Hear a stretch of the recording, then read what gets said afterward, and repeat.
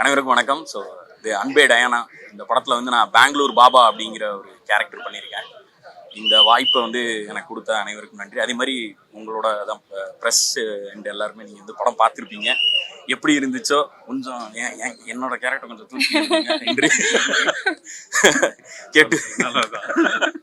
கேட்டுக்கொள்கிறேன். இல்லை சும்மா விளையாட்டுக்கு சொன்னேன். மற்றபடி ரொம்ப படம் பார்த்துருப்பீங்க, உங்களுக்கு பிடிச்சிருக்குன்னு நம்புகிறோம். அது மாதிரி $1 million அண்ட் சத்யா மேம் எல்லாருக்குமே ரொம்ப நன்றி. என்னை நம்பி இந்த கேரக்டர் கொடுத்ததுக்கு பாரி ப்ரோவுக்கும் ரொம்ப நன்றி. இந்த படத்துல ஹீரோயினா மேஜிக் டயானா கொன்சால்வஸ் அப்படின்ற Anglo Indian girl from Perambur அந்த கேரக்டர் நான் பண்ணியிருக்கேன். அண்ட் இந்த ஆப்பர்ச்சுனிட்டி கொடுத்த $1 million அண்ட் நியோ கேசல் மேம்க்கும் ரொம்ப நன்றி. அண்ட் பாரி ரொம்ப அழகாக இந்த கேரக்டர் இந்த படமும் எழுதியிருந்தாரு. அண்ட் என் கேரக்டரும் ரொம்ப அழகாக வடிவமைச்சிருந்தாங்க. இந்த ரோல் ப்ளே பண்ணுறது எனக்கு ரொம்ப ரொம்ப சந்தோஷமாக இருந்தது. ப்ரெஸ் அண்ட் மீடியா எல்லாரும் படம் பார்த்துருப்பீங்க, உங்கள் எல்லாருக்கும் பிடிக்கும்னு நம்புகிறேன். உங்களோட சப்போர்ட்டை தயவுசெய்து இந்த படத்துக்கு கொடுங்க. Thank you so much. இந்த பயணம்ன்றது ஜமால் ஆரம்பிச்சது அப்படின்னு நினச்சிங்கன்னா அது இல்லை. 2013 ஆக்டிங் கிளாஸ் எப்போ சேர்ந்தனோ அதுலேருந்து ஆரம்பிச்சது எல்லாமே. இந்த பாத்து வந்து ரொம்ப ரொம்ப கஷ்டமாக இருந்தது. சின்ன சின்ன கேரக்டர்ஸ் பண்ணி முகம் தெரியாமல் க்ரௌடில் நின்று அப்படி ஒன்றா பண்ணி தான் இந்த இடத்துக்கு வந்தோம். ஜமா பண்ணப்பையும் ரொம்ப நம்பிக்கையோடு தான் நாங்கள் வந்து உங்களெல்லாம் சந்தித்து தேட்டரில் போய் பார்த்தோம். ஜமா வந்து தேட்டருக்கெலாம் பெருசாக வந்து ஒரு ரீச் இல்லை. பட் இந்த அன்பே டயானா முழுக்க தேட்டரிக்கலுக்காக எடுக்கப்பட்ட ஒரு படம் தான். ப்ரெஸ் பீப்புள் நீங்கள் எல்லாருமே வந்து இதை நீங்கள் சப்போர்ட் பண்ணது, இந்த ஈவினிங் நீங்கள் என்ஜாய் பண்ணி பார்த்தது பயங்கர ஓவர்வெல்மிங்காக இருந்தது எனக்கு. ஏன்னா என்ன மாதிரி வளர்ந்து வர்ற கலைஞர்களுக்கு எல்லாருமே வந்து இது ஒரு பெரிய சப்போர்ட்டாக இருக்கும். ஏன்னா நீங்கள் எழுத போகிற ஒரு வார்த்தையும் தான் மக்களுக்கு வந்து ஒரு பெரிய நம்பிக்கையை கொடுக்கும் அப்படின்னு நம்புகிறோம். இந்த வெற்றி வந்து எனக்கான வெற்றியாக மட்டும் இருக்காது, என்ன மாதிரி இன்னும் கஷ்டப்பட்டு இருக்க நிறைய உதவி இயக்குநர்களுக்கும் அதுக்கான வெற்றியுமா இருக்கும். என்ன மாதிரி கஷ்டப்படுற நடிகர்களுக்குமான வெற்றியாகவும் இது இருக்கும். கண்டிப்பாக இந்த படத்தை மக்கள்கிட்ட போய் நல்லபடியாக கொண்டு போய் சேருங்க. உங்கள் எல்லாருக்கும் படம் பிடிச்சிருக்கு அப்படின்றத வந்து நீங்கள் சொன்ன வார்த்தைகள்லேருந்தே எங்களால் எடுத்துக்க முடியுது. கண்டிப்பாக இந்த படத்தை உங்களால் எவ்வளோ சப்போர்ட் பண்ண முடியுமோ நீங்கள் சப்போர்ட் பண்ணி கொடுக்கணும். தேங்க்யூ. படத்தில் யூஸ் பண்ணது எல்லாமே வந்து ரொம்ப காமனான தெலுங்கு வார்த்தைகள் தான். ரொம்ப கஷ்டமான வார்த்தைகள்லாம் எதுவுமே உபயோகிக்காமல் எதெல்லாம் புரியுமோ, இது வரைக்கும் தமிழ் சினிமாவில் என்னென்னலாம் வந்திருக்கோ அந்த வார்த்தைகளை மட்டும் தெலுங்கு வார்த்தைகளாக யூஸ் பண்ணுவோம். மற்றது எல்லாமே அதுவும் இல்லாமல் தெலுங்கு எங்கெங்கே வந்து நிறையா யூஸ் பண்ணியிருந்தோம்னா எதெல்லாம் முக்கியமான இடம் இல்லையோ அங்கே மட்டும் தெலுங்கு யூஸ் பண்ணிவிட்டு எதெல்லாம் மக்களுக்கு புரியணுமோ புரிய வேண்டிய இடத்த எல்லாமே தமிழில் தான் மேக்ஸிமம் வந்து முயற்சி பண்ணியிருக்கோம். கண்டிப்பாக இது எல்லாருக்கும் பிடிக்கும் அப்படின்னு, புரியாத அளவுக்கு இல்லாமல் கண்டிப்பாக பிடிக்கும் நம்புறேன். பாரினா அந்த மூஞ்சி தெரியணும் அப்படிங்கிறதுக்காக தெரியப்பட்ட படம் இதுவாக தான் இருக்கும்னு நினைக்கிறேன். ஏன்னா ஜமா பண்ணப்பையும் பெருசாக வெளியில் நான் தான் அதை பண்ணேன் அப்படிங்கிறது வந்து பெருசாக தெரியல. பாட்டில் ராதா பண்ணப்பையும் அப்படிதான் இருந்தது. முறையாக வந்து இப்படி ஒரு ரோல் நம்மளோட நம்மளா நடிக்கிறது அப்படிங்கிறது முதல்ல ரொம்ப சந்தோஷமான விஷயமா இருந்தது. அதுவும் இல்லாமல் இந்த மாதிரி ஒரு கேரக்டர் வந்து நீங்கள் ஹீரோவாக பண்ணால் கரெக்டாக இருக்கும் அப்படின்னு நம்பின $1 million யுவராஜ் ப்ரோக்கும் நான் இந்த டைமில் தேங்க் பண்ணுறேன். ஜமாவும் வந்து நான் வந்து ஹீரோ ஆகணும், அதாவது முக்கிய கதாபாத்திரம் ஆகணுன்றதுக்காக எழுதப்பட்டது தான் ஜமா. அதே மாதிரி இதில் வந்து இது தியேட்டரிக்கலாக ஒரு படம் பண்ணணும், இது பண்ணணும் அப்படின்னு ஓடுறதுக்காக எனக்காக எழுதிக்கப்பட்டது தான் அன்பே டயானா சார். நான் இவங்களை வச்சு பண்ண அப்படின்னு நான் வந்து பொய் சொல்ல விரும்பல. ஆனஸ்டாகவே இது எனக்காக பண்ணப்பட்ட கதை. எல்லாரும் கனெக்ட் பண்ணிக்கூடிய ஒரு படமாக தான் இருக்கும். லாங்குவேஜ் பேரியர் இந்த படத்துக்கு மோஸ்ட்டாக இருக்காது. நிறைய பேர் அதுக்கான கொஸ்டின் வச்சாங்க. இப்போ படம் பார்த்தீங்கன்னா அதுக்கான இது வந்து தெளிவாக அவங்களுக்கு வந்து புரிஞ்சிடும். இப்போ பேன் சவுத் படம் அப்படின்னு சொல்லலாம் சார். சவுத் மக்கள் எல்லாருமே என்ஜாய் பண்ணலாம். மலையாள மக்களுக்கும் தமிழ் நல்லா புரியும் அப்படிங்கிறதுனால அது அவங்களுக்குமே ஒரு கனெக்டடான ஒரு ஃபிலிமாக தான் இருக்கும் சார். அவங்களோட முழு பேர் வந்து மேஜிக் டயானா கொன்சால்வஸ் சார். 3 இதே எல்லா பேரையும் 3 வாட்டி சொல்லியிருந்தா ஸ்க்ரீன் பிளேல டைம் பத்தாதுன்றதுக்காக மேஜிக் ஸ்டார்ட் ஆயிடுச்சு. அதுல போடுறமே சார், கடைசியில ஒரு ஃபார்ம்ல ஃபில்அப் பண்ணுவாங்க. எழுதும் போது கூட மேஜிக் டயானா கொன்சால்வஸ் அப்படின்னு எழுதுவாங்க சார். அதுக்கு தனியா ஷார்ட்டே வச்சிருந்தோம் சார். இது உள்ள இருக்க டீடைலிங் தான் சார். எல்லா விஷயத்தையும் நம்ம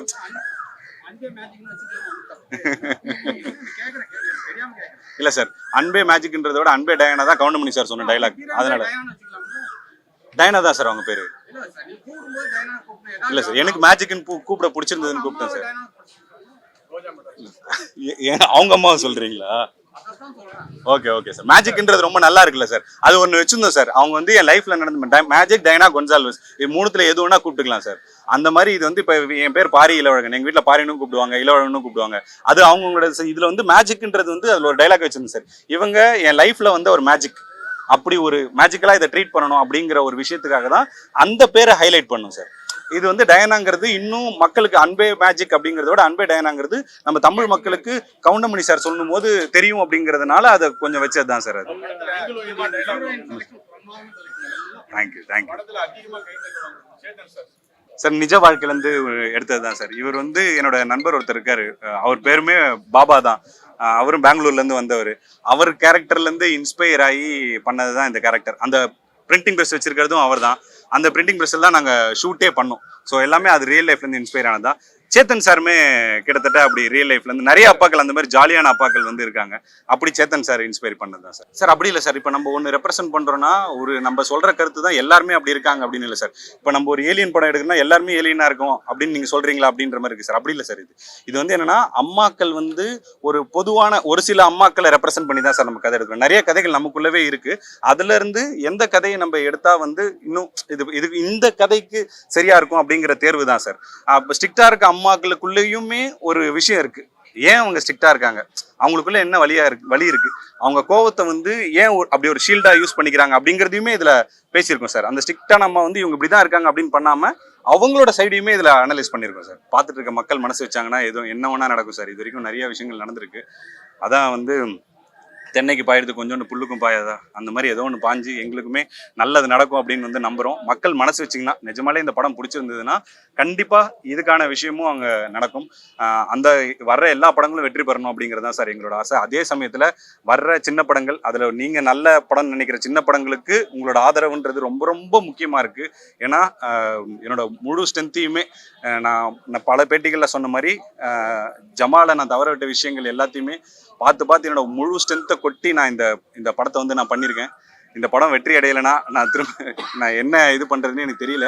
கண்டிப்பாக ஆடியன்ஸ் அதை வந்து மனசு வச்சு அதை வெற்றி பெற வச்சிருவாங்கன்றது நாங்கள் வந்து நம்புகிறோம் சார். அன்பே டயானா படக்குழுவின் அன்பான அழைப்பை ஏற்று உங்களுடைய பொன்னான நேரத்தை படம் பார்க்க செலவிட்டதற்கு எங்கள் படக்குழுவின் சார்பாக உங்கள் அனைவருக்கும் மனமார்ந்த நன்றியை தெரிவிச்சுக்கிறேன்.